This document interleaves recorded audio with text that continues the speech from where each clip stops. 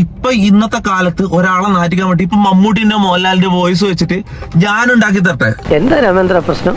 എന്തെല്ലാം പറഞ്ഞു നമ്മൾ ടൈപ്പ് ചെയ്ത് കൊടുത്തു കഴിഞ്ഞാ ഉണ്ടാക്കി തരോടെ വെച്ച് ആ വോയിസും കൊടുത്തു കഴിഞ്ഞാ പണിയെടുത്ത് തിന്നണമെന്നൊക്കെ ആഗ്രഹമുണ്ട് സാറേ, പക്ഷെ പറഞ്ഞു പറ്റിച്ച് തിന്നാലേ വായിന്നിറങ്ങുള്ളൂ. ഇത് വീഡിയോയിലാണെങ്കിൽ ഓക്കെ വിശ്വസിച്ചോ, ഈ ഓഡിയോ ക്ലിപ്സ് ഇതെങ്ങനെ വിശ്വസിക്കും? അത് ശരിയാ എന്ത് ശരി? ഇതൊന്നും നടക്കണ കാര്യമല്ല. എങ്ങനെ നടക്കും? അത് ശരിയാ. A few moments later. അതായത് ഞങ്ങളൊക്കെ പറഞ്ഞ വോയിസ് AI വോയിസ് ആണെന്നാണ് പറഞ്ഞതിൽ ഏറ്റവും LKG കുട്ടികൾ എനിക്ക് തോന്നുന്നു ഇതിലേറെ ബുദ്ധിയുള്ള കുട്ടികളാണെന്നുള്ളതാണ് ഈ സാഹചര്യത്തിൽ എനിക്ക് പറയാനുള്ളത്. എനിക്കതല്ല, തലക്കോളം കിറക്കഞ്ഞ മനുഷ്യന്മാർ ഇങ്ങനെ കാണിച്ചു. ഈ വോയിസിൽ ഞങ്ങളെ വ്ളോഗ് ബാക്ക്ഗ്രൗണ്ടിൽ പ്ലേ ആവുന്നുണ്ട്.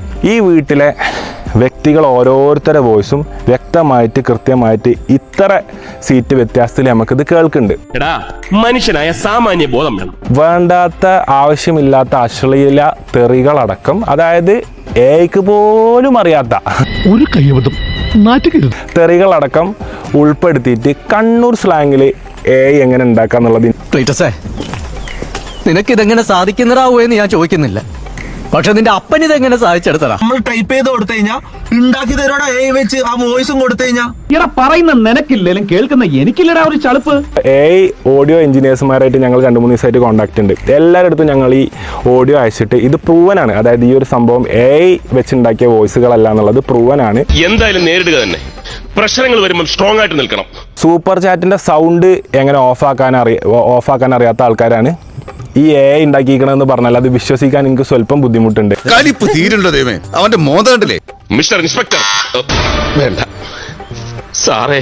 ഈ ലൈവ് ഇട്ട ആൾക്കാർക്ക് ആൾക്കാർ ഇങ്ങനെ വരെ സൂപ്പർ ചാറ്റിൽ 10-20 തൊട്ടിട്ട് തെറി വിളിക്കുന്നുണ്ട്. അപ്പൊ അതിന്റെ സ്വിച്ച് അറിയണില്ല അവർക്ക്, ഇത് എവിടെ നിൽക്കിയത് ഓഫ്. അപ്പൊ പിന്നെ എല്ലാവരും ഇരുന്ന് തപ്പാണ്. ഇതൊക്കെ കേട്ടിട്ട് എന്റെ മസിൽസ് വെട്ടി കേറിയിട്ട് വയ്യ. ഒരു 4ാം ക്ലാസ് വരെയുള്ള കുട്ടിയൊക്കെ ചിലപ്പോൾ വിശ്വസിക്കാൻ ചിലപ്പം പറ്റുണ്ടായിരിക്കും. അതായത് ഇങ്ങനെ ആണ്. എനിക്ക് തോന്നണില്ല അന്നം തിന്നണ ഏതൊരു മനുഷ്യനും ദയാണ് വിശ്വസിക്കാൻ പറ്റും. അതൊരിക്കലും തെളിയില്ല കേട്ടോ. അപ്പൊ ഇനിയിപ്പോ എന്താ ചെയ്യാ? ഒരു ആന കുത്താൻ വരികയാണെന്ന് കരുതി നീ അങ്ങോട്ട് നേരിടും. എന്ത് ചെയ്യുമ്പോഴും സ്വന്തമായിട്ട് എന്തെങ്കിലും കണ്ടന്റ് ഉണ്ടാക്കുക. അതായത് സ്വന്തമായിട്ട് ഉണ്ടാക്കാൻ കഴിയൂലെന്നുണ്ടെന്നുണ്ടെങ്കിൽ വെറുതെ ഈ മൈക്കോ സാധനങ്ങളും പിടിച്ച് ഇറങ്ങാതിരിക്കുക എന്നുള്ളതാണ് എനിക്ക് പറയുന്നത്. അന്യനെ കരുവാക്കി, ഒരു തെറ്റും ചെയ്യാത്ത ഒരാളെ കരുവാക്കിയിട്ട് ഒരു സോഷ്യൽ മീഡിയയിൽ കരുവാരിത്തേക്കുന്നൊരു ജോലി നിങ്ങൾ ചെയ്യുന്നതിനെക്കാട്ടുള്ള ഏറ്റവും ബെറ്റർ എനിക്ക് തോന്നുന്നു നിങ്ങൾ ഏതെങ്കിലും പാടത്തൊരു പുല്ല് വെട്ടാൻ പോണേ. സമാധാനമായല്ലോ, അനുഭവിച്ചു. എനിക്ക് പറയാനുള്ളത് ഇങ്ങനത്തെ ക്രിയേറ്റേഴ്സിനൊക്കെ തലയിൽ വെച്ച് നടക്കാതിരിക്കുക എന്നുള്ളതാണ് എനിക്ക് പറയുന്നത്. കാരണം ഇവർ ക്രിയേറ്റേഴ്സ് അല്ല.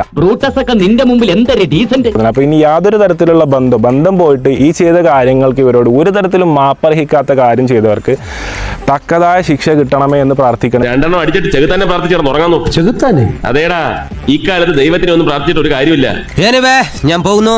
ബൈ.